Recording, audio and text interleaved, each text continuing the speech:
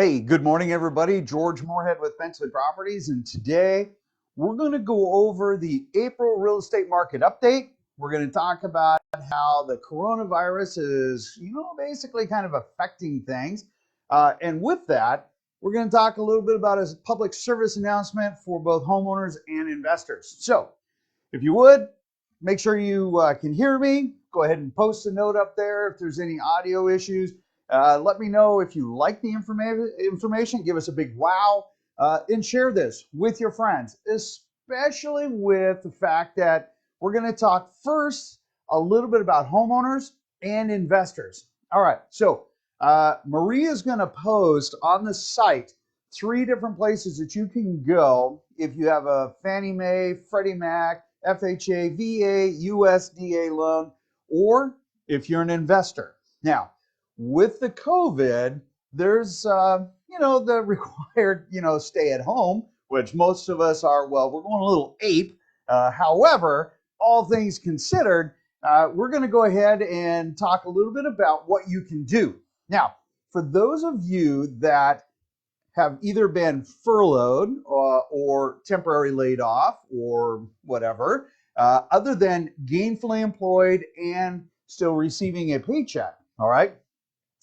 For those folks, there's what is known as a forbearance. Now, a forbearance is what allows you and your lender, okay, and in many circumstances, it's your loan servicer. So you may have a loan servicer with Cornerstone Lending or Qualstar Credit Union. They service it, but technically it's part of that big pool of loans called mortgage-backed securities that are sold off to the big investors, but they service the loan. So they actually handle the guidelines and everything else for Fannie Mae and Freddie Mac. All right, so here's the thing.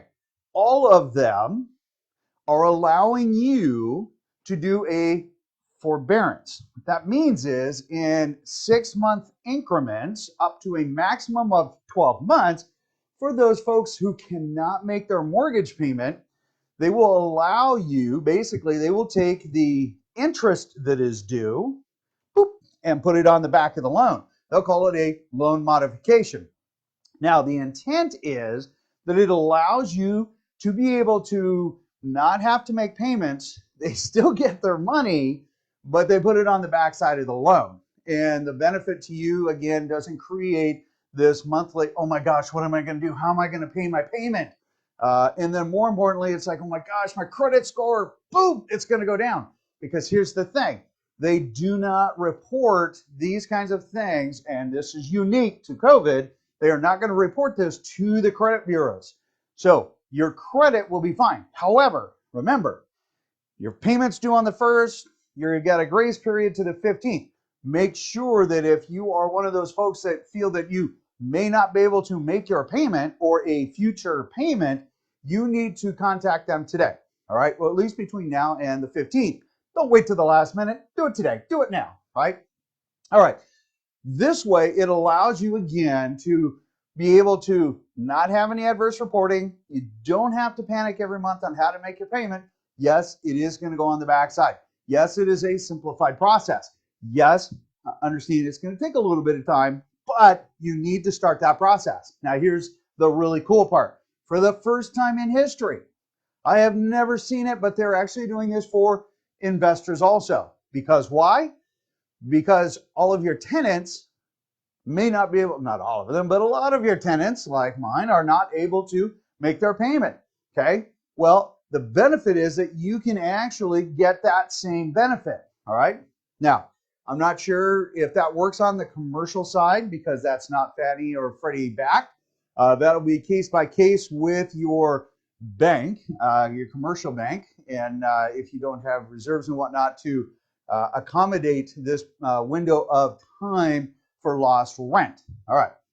So with that, residential mortgage, Fannie, Freddie, VA, FHA, USDA, and of course your investor loans. Oh, and reverse mortgages.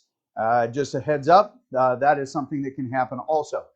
Anyway, so there's the public service announcement. Now, hey, let's get on to our market update. So remember that actives for sales, that's a dynamic number that is relevant. It's current today.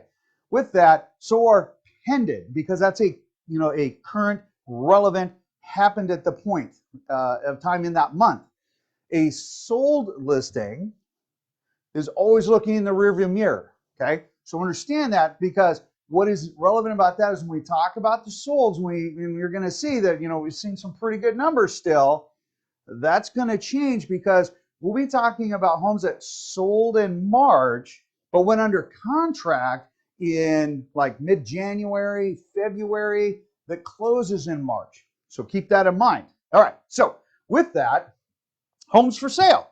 Homes for sale actually went up. Or, I mean, year over year went down, month over month, it went up 22.6%. So you might be saying, oh my gosh, that's incredible. And it's like, okay, hang on a second. So the first 2.5 weeks of March, we were outperforming February. And remember, November did better, or December did better than November. January did better than December. February did better than January. And preliminarily, March is doing better than February. Now, hey, one key point to note. The Northwest MLS will be publishing their press release probably, probably Monday or Tuesday, I would think. They use all of the statuses within the Northwest MLS. So, residential and condo and manufactured home and other statuses, maybe vacant land and whatnot. No, not vacant land, just manufactured, condo, and residential. I'm only doing residential. I'm not doing condos. Only residential, because it's going to have our more accurate to what the average person is looking for. If you want the condo report, let Marie, myself, Mo know. We'll post it. We'll send it off to you, and then you can see that one specifically. Residential only. Okay. All right. With that, the pendants year over year actually down 4.5%. Okay, but they're actually up month over month by 23%. That's pretty amazing, all things considered, because we still have a number of people that are starting to wane. All right, and we still saw a number of pendant properties, which is actually very nice. We are still seeing today homes that are going pendant. We won't see any close today, but we saw some on Friday, and we're continuing still to see those closings. Showings are mitigated. Showings will take a longer period of time. That's a given, but we can still go out and show homes, which is really good. Now, days on market, which is really interesting, I should say. Days on market are down 12 days. Okay, so it was at 49 days a year ago, and it's at 37 days today. Same thing with last month.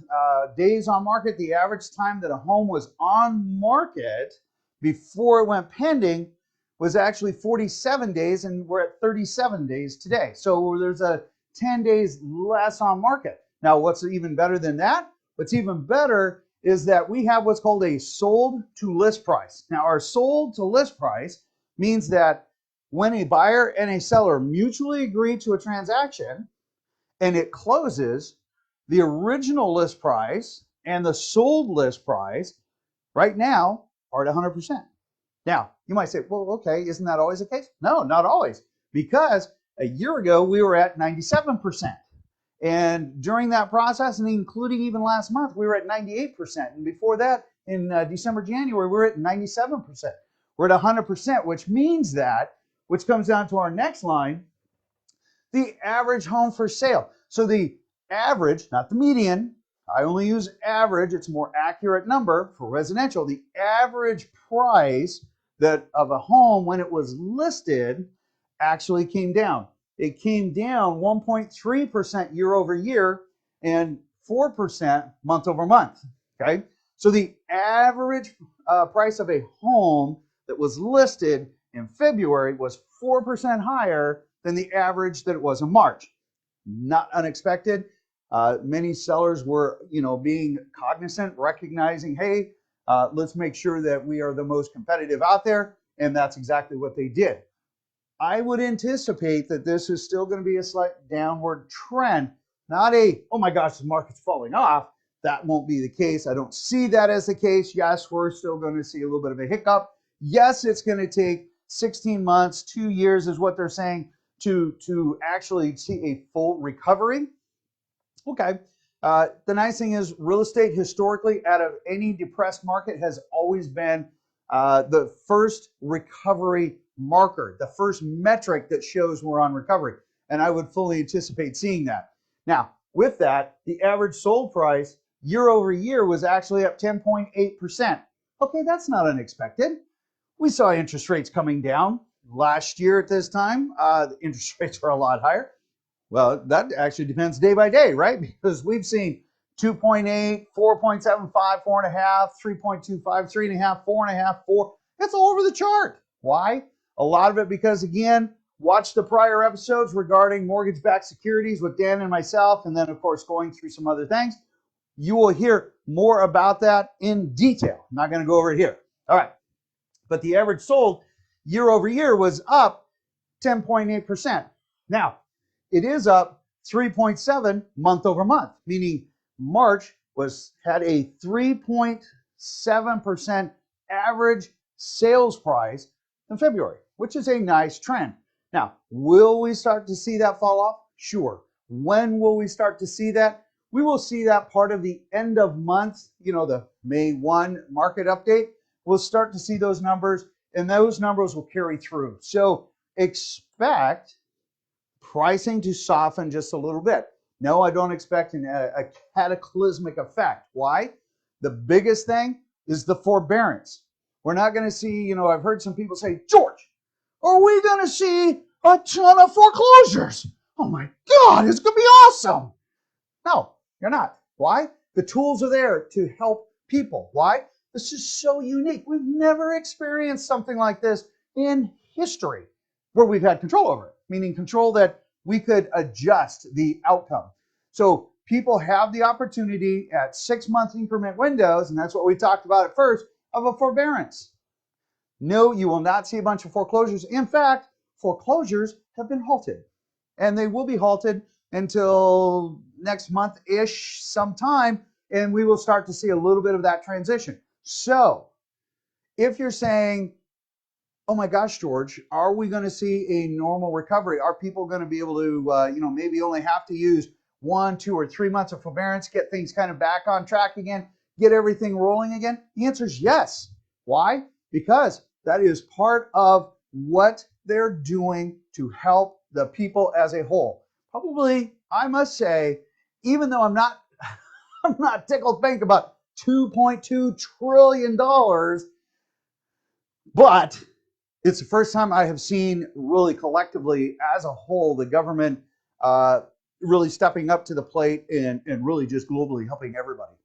What an amazing moment in history, and including mortgages and making sure that we don't create this absolutely cataclysmic effect. Yes, we're going to pay for it in the end. Yes, it's like $9,000 or $6,000 per human being in the United States. However, that's recoverable. We can completely recover from this. And that is what they are planning on. So, do I anticipate a short-term real estate recovery? The answer is yes. I don't think that it's going to be horribly long. The general overall economy that you hear the media talking about, that is a more of a nationwide recovery as far as all businesses. Okay, so keep that in mind. All right, so we've been through all of this. Right now, we're at 1.5 months of inventory, residential only. Okay, and if we add condos to it, the number should actually go up a tad bit. Now, that in and of itself allows us to see that it's still not out of the ordinary, because last month we were at 1.3 months of inventory. Okay, so we're still seeing people come on market. In fact, there were, a couple hundred new listings coming on just yesterday. We're seeing homes going off market as a pending status. Yes, and yes, we are seeing homes coming what we call back on market, BOMK, back on market. That means that we had a buyer and a seller that agreed to a price. Then, for some reason, whether it was fear or financing or some little hiccup, boom, the sale, both parties said, no, we're not going to continue.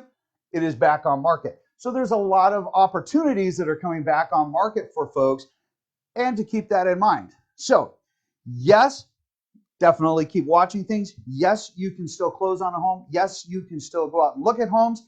Yes, you can write offers, get mutual acceptance, and go pending. We have all of the tools in place. We talked, there's a video just before this on showing showing restrictions and how to accommodate those. If you have any questions, take a look at that. Marie, again, is going to post some really great information for you guys.